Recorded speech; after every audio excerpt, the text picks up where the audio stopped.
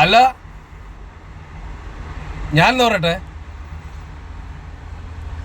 ഒരിക്കൽ മനുഷ്യൻ കുയിലിനോട് പറഞ്ഞു, കുയിലെ, നിന്റെ പാട്ട് നല്ലതാണ്, പക്ഷേ നിന്റെ നിറം ശരിയല്ല. റോസാപ്പൂവിനോട് പറഞ്ഞു, പൂവേ, നിന്നെ കാണാൻ നല്ല ഭംഗിയാണ്, പക്ഷേ നിനക്ക് നിറയെ മുള്ളാണ്. താമരയോട് പറഞ്ഞു, നീ നല്ല പൂവാണ്, പക്ഷേ നീ നിൽക്കുന്നത് ചളിയിലാണ്. ഈ കുയിലും പൂവും എല്ലാം ചേർന്ന് മനുഷ്യനോട് പറഞ്ഞു, നീ നല്ലതാണ്, പക്ഷേ